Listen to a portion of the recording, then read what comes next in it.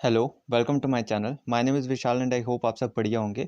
ये जो क्वेश्चन है ये एसएससी के एमटीएस का 22 अगस्त 2019 का थर्ड शिफ्ट का क्वेश्चन है और ऐसा ही क्वेश्चन सीएचएसएल में भी पूछा गया था, बस डेटा चेंज था। इस क्वेश्चन को हम लोग दो तरीके से सॉल्व करेंगे। आइए क्वेश्चन को रीड करते हैं। क्वेश्चन में कह रहा है कि एक निश्चित कार्य को करने के लिए ए और बी की क्षमता का अनुपात 5:3 है। एक साथ कार्य करते हैं तो 15 दिन में एक कार्य को पूरा कर लेते हैं। बी ने अकेले कार्य शुरू किया और 10 दिन तक कार्य किया, फिर उसने छोड़ दिया और बचे हुए कार्य को ए कितने दिन में पूरा करेगा, यही क्वेश्चन में पूछ रहा है। तो हम लोग यहाँ पे एफिशिएंसी लिखे हैं, तो एफिशिएंसी ए और बी के बीच की एफिशिएंसी कितनी है? 5:3 है। यानी कि ए एक दिन में 5 काम करता है तो बी एक दिन में 3 काम करता है। तो दोनों को अगर मिला के पूछे कि कितना काम होता है तो 8 काम हो जाता है एक दिन में। और काम कर कितने रहे हैं? 15 दिन तक काम कर रहे हैं। तो 15 दिन तक 8-8 काम करेंगे, यानी कि ये सब 120 काम कर देंगे। अब कह रहा है कि बी जो है स्टार्टेड अलोन और 10 डेज तक वर्क करता है। तो बी जो है 10 दिन में कितना काम कर देगा? बी एक दिन में 3 काम करता है तो 10 दिन में 30 काम कर देगा। 30 काम को जब सब्सट्रैक्ट करेंगे तो यानी कि बचा हुआ काम कितना है? 90। और इस 90 काम को कौन करेगा? ए करना है। तो ए एक दिन में 5 काम करता है तो 90 काम करने में उसको 18 दिन लगेंगे। ये तो था हमारा बेसिक कंसेप्ट। अब चलते हैं अपने थॉट प्रोसेस पे। थॉट प्रोसेस पे कैसे काम करता है? ये कह रहा है कि ए और बी की जो एफिशिएंसी दी हुई है, ए की एफिशिएंसी कितनी है? 5, बी की एफिशिएंसी है 3। और कह रहा है कि दोनों मिलके 15 दिन में काम खत्म कर देते हैं। 15 दिन में काम खत्म होता क्या है?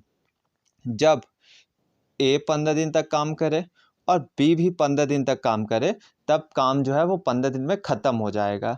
अगर इनमें से कोई भी एक कम कर रहा है, फॉर एग्जांपल अगर बी जो है वो 12 दिन में काम ख़त्म करता है, तो ए को 15 से ज़्यादा दिन लग जाएंगे इस काम को ख़त्म करने के लिए। बस इसमें यही चीज़ समझना था।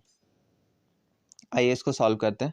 तो अब हमें दिया हुआ है कि ए की एफिशिएंसी कितनी है? ए की और बी की एफिशिएंसी के बीच में रेशियो कितना है? ए की एफिशिएंसी 5 है, बी की एफिशिएंसी कितनी है? 3 है। और कह रहा है कि बी ने 10 दिन तक काम किया। बी और दोनों मिल के कितने दिन में काम करते हैं? ए प्लस बी मिल के 15 दिन में काम को ख़त्म कर देते हैं। बी जो है वो 10 दिन में काम को ख़त्म करता है, यानी कि बी का जो है 5 दिन का काम जो है वो बचा है। वो करेगा कौन? बी का कितने दिन का काम बाकी है? 5 डेज़ का, यानी कि -5। इसका 5 डेज़ का काम बाकी है, ये करेगा कौन? ए करेगा।